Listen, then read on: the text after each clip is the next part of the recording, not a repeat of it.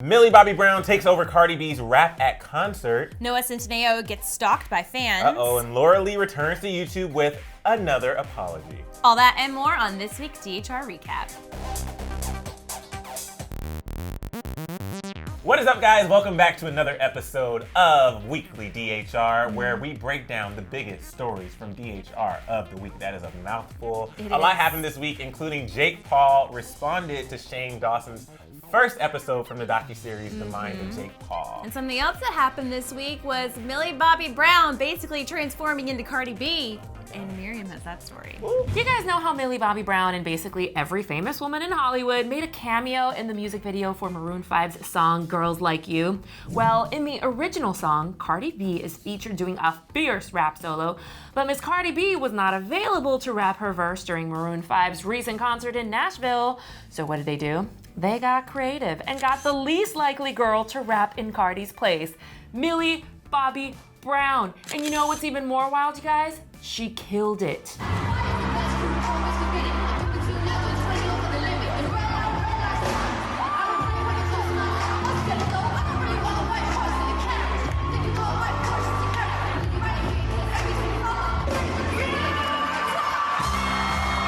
Adam Levine was like, what? And then he just high fives her. I love that moment. I mean, what can't Millie Bobby Brown do? I mean, I think she literally is, she's gonna have one of those EGOTs by the time she's like 30 years old. Totally. I love Millie Bobby Brown so much. I don't want to say I'm obsessed with her, but I do love Noah Centineo, but somebody is obsessed with him. He opened up about his Stalker experience, and Miriam had that scoop. Mr. Noah Centineo recently appeared on Jimmy Kimmel Live, and he recalled a pretty scary experience that he had with a group of fans that tracked his flight, waited for him at the airport, and then followed him when he left, and they did this more than once. He told Jimmy Kimmel, I went to New York for work, and I was at baggage claim, and I had my headphones on, and I was waiting for my bag to come out. I feel a presence approach me, and without even knowing, I had to sidestep and take my headphones off, and there's like 4 people looking at me, and I was like, hi, and they were like, hey, hi, how was your flight? I said, it was good, how was yours? And they were like, no, we didn't fly. We were here for you. WTF? These people somehow figured out what his flight was, figured that Noah would be landing at JFK Airport in New York City at that exact same time, and then they waited for him in baggage claim? That is weird. They somehow knew I was flying into JFK in the time I was going there. And they parked in the same place where the driver parked, so then they walked us to the car. And then they followed the car to the city. While Noah is flattered that people like his movies and want to meet him, he says the experience was actually kind of scary. Duh. Things eventually got even creepier because the same group of fans, plus one additional person, tracked him again the next time he flew to NYC. And they were waiting at the same airport when he landed. Fortunately, Noah and those fans, I guess, had like a heart-to-heart, and he was like, hey, it's totally cool that you like me, but it's not cool that you're stalking me. And I guess they understood, so I guess that ended that. We talked it out, and I was like, look, I love your love. I love the fact that you care about me and you show up here and you want to, that's fantastic. Just don't follow me. The rest is cool. Like, just don't follow me. See, I love Noah, but I definitely wouldn't take it that far. Right. You know? Exactly. Like a healthy distance away. Emil, I always love your perspective on this show. You really just bring it. You know. Okay, so in other YouTuber news this week, I know we talked about Shane Dawson doing the Jake Paul series coming later, but Laura Lee issued another apology video. So Laura Lee has been taking some time off of social media after her old racist tweets were exposed to the internet about a month ago. And while Laura did apologize in video form several days after that scandal broke, a lot of people called out her apology video for being insincere and simply saying sorry because she got caught. So she's since actually deleted that first apology video and now has posted another one to replace it, and this time around she maintained her composure and owned up to her mistake. So in a video posted on Tuesday, she said, I owe you guys a sincere apology. In that video, I come off more as a victim. I am not a victim in any way, form, or fashion in this situation. She continued, quote, I take full responsibility for the things I retweeted and the things that I tweeted 6.5 years ago. I'm truly sorry. I've changed so much as a human being in the past 6.5 years. years. I've grown so much and gained so much knowledge and respect. I know that prejudice and stereotypes are not funny ever in any way, fashion, or form. I know it's nothing to joke about, and I understand that. Laura also said that she took the time off to reflect on the past and think about her future as an influencer, including the responsibilities she needs to take on from here on out. She also acknowledged that the beauty community has been pretty drama-filled lately, herself included, but she claimed that she's going to try and fix things and get things back to how they used to be. I want to help this whole community that right now is not in a good place to turn it around and put it in a beautiful place where it's a positive place where we come to beauty to grow together and to feel good again. So the second video definitely did feel a little different, a lot more sincere. Yeah. You know, good job. At least you think that. A lot of people don't on the internet. So, but speaking of YouTubers, let's talk about the long-awaited Shane Dawson, Jake Paul docuseries. It dropped this week, and everybody had something to say about it, even Jake Paul. So on Tuesday, Shane Dawson unveiled the first episode in his new docuseries featuring Jake Paul, titled The Mind of Jake Paul. So this was a 40-minute clip, and it has racked up about 9 million views as of right now, and we are all totally hooked here. Ooh, I'm nervous. Okay, all right. Should we listen to this before we get into everything?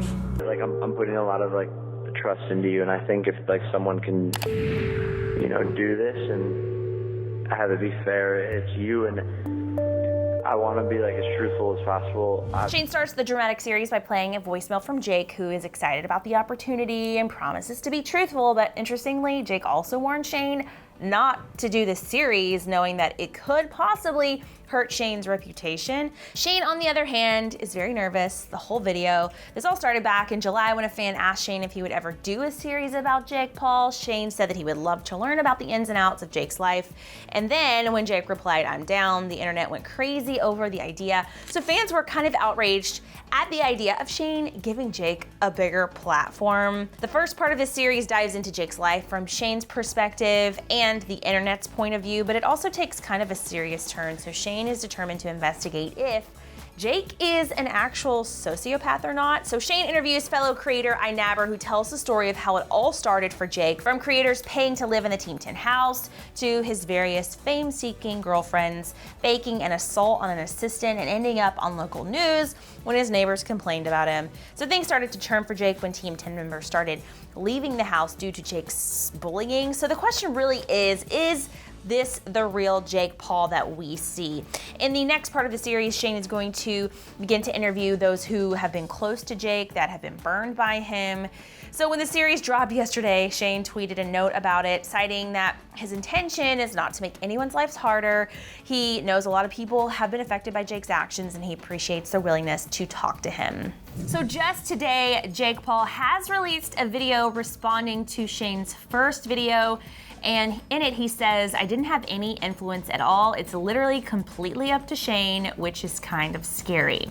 Also, interestingly, he said that he did not know what this series was going to be about before Shane released it. He said, "I needed to know what it was about because it could have just made me look like a dumb. Even though it's about this sociopath thing, I know I'm not a sociopath." I, along with pretty much everybody else on the internet, is obsessed with this series. I can't wait to see more, and I hope, I mean, this is basically the newest hit show, in my opinion. It really like, is. forget Netflix. Yeah. Shane Dawson has what you need. Right, just Shane Dawson's YouTube channel. I will pay $9.99 a month. Charge us. Right, Bill us. charge us, take my card, thank you. But moving on, Noah Centineo also, we talked about his Stalker story earlier, but he also gave some advice to his fans, and Amy has that story. In Glamour's new video titled Live Life Advice with Noah Centineo, Noah answered fan questions for his interview by providing some of his own wisdom in regards to some very important questions about life and love and everything in between. The video begins with Noah announcing the fun vid and telling viewers, quote, "I have absolutely no grounds to be giving anyone advice on anything." The first question came from Twitter user Stream After Laughter, who needed some advice on approaching a cute guy in a restaurant and asking for his number without, quote, failing miserably. Noah was quick to remind the tweeter that, quote, "good things come out of failure," but he also encouraged her to just go for it. Hey, I couldn't help but notice that I would love to go out to coffee with you or go out to a restaurant with you, or just ask them out. count to 3 and then just do it. Another fan asked Noah if 26 was too old for a 22-year-old. Twitter user Gabrielle Jr. said she was, quote, asking for a friend, but we're onto her, and so was Noah. But he did have the best answer, and you'll see why this is an awesome response. No, it's actually a little young for a 22-year-old like myself. As the vid continues, we find out Noah is a Harry Potter fan. He's read all the books, and he actually reads a lot, which we found out by his extensive recommended reading list. He has a wide variety of music on his playlist, and he thinks romance is defined by caring for someone. He also has solid advice for managing anxiety, which includes finding time to do things you like to do, like taking a bath or getting back to your interests in between daily stresses. I mean, I honestly don't think it's physically possible for him to get any cuter. Unless he, like, looked like me, and then he'd be so cute. And then you'd be in love with him. I know, right? I'm just kidding. But you guys, another story that happened this week that was so funny is when Sophie Turner admitted how embarrassed she was when she first met Justin Bieber. Very relatable, and Renee has that story. Sophie Turner appeared on The Late Late Show with James Corden on Wednesday night and confessed just how big of a fan she truly is of Justin Bieber, to the point of once receiving a cardboard cutout of her and Justin together as a gift from her own mom. Upon receiving it, Sophie admitted, quote, I cried, I fell up the stairs and I cried. Sophie then told James that eventually she got to meet the Biebs IRL. Apparently when Sophie and her fiance Joe Jonas were in Miami, they got a tour of some house and then were told Justin Bieber was inside. It was all very vague. But when Sophie went upstairs, she found a shirtless Justin Bieber getting a head massage, and her reaction was priceless. I was like, oh my God, this is amazing. So I was like, hi, nice to meet you, Sophie. Like, played it cool, ran into the closet and like cried for like 5 minutes. But as hard as this is to believe, that wasn't even the best part of Sophie's story. Apparently, once her and Joe went back to then talk to Justin together, they were just chit-chatting, and Justin asked about Joe's new girlfriend. And Justin goes to Joe, he's like, yo, Joe, I heard you got a new girl. And Joe was like, yeah, there she is, she's over there. And I don't know what came over me to do this, but like I turned around and I was like, hi. After that, Joe apparently ushered her out of the room and hasn't let her live it down since. All right, now it's time for our favorite part of this show. It's where we read your comments, because we are reading all of your comments down in the comment section. So even if it's bad, good, or indifferent, we're there and we see you. And we're going to feature this week Treetat 101 saying, even though I hate Jake, people shouldn't be assuming he's a sociopath when the series isn't even done. Make conclusions after you've observed everything, no matter who it is. I mean, I think that that's part of this series. I think that's part of Shane's intention to, because I'm sure so many people have associated Jake and Logan as sociopaths just casually. And I think Shane's point is like, yeah, let's explore. Let's not just call it out. Like, let's see if all the pieces fit. And I think I think you're onto it. Yeah, I completely agree. Yeah. And last thing I'll say about it is we're just seeing, we've seen just a few parts of a whole series, and it's very easy to judge when we've only seen the beginning. Literally, we're gonna explore so much, so that's all I'll say. For my comment, it comes from, I don't know where the accent came from, Stephen Kahn. Why does Noah look 35? Okay. I don't think he looks 35. I think he is a very handsome guy. You know, everybody's entitled to their opinion. Some people of certain ages don't always look their age. And I'll just leave it at that. I think he just is mature. Yeah. Like, I think you're reading maturity and you're associating it with age. I think he still looks young and cute. Like, he's like a little teen heartthrob. I can't lie. That comment kind of sounds like you're a bit of a hater. I see. You know? See, I didn't get it. I don't know why. Something's wrong with me, but he's so cute. He is cute. And I just hope that he continues to be a good guy in Hollywood. And there's nothing wrong with being 35. Right? We're all gonna be 35, At God some willing. point, God willing, better make it there, please, guys. So what did you guys think of Laura Lee's apology video? Are you happy that she took her old one down? Do you think this one was more sincere? Let us know in the comments. And also, let us, I do that to Erin sometimes, like I think she's done and I start talking. Like, nope, she's still going. It's okay, you know. But also, I want to know, do you think Noah looks 35? You know? And how old do we look? Yeah, go ahead and make us feel good in the comment section. No, don't answer that question. They'll be like 70. You look 68! Thanks so much, guys. We'll be back here bright and early tomorrow morning, and hope to see you there. Bye. All right, guys, before you go, you have to click right over here to see why fans are worried about Ariana Grande. Yeah, and also, since you're here, you might as well subscribe to our channel so that you get updates on all of your favorite celebrities when they happen. Like, Like an email.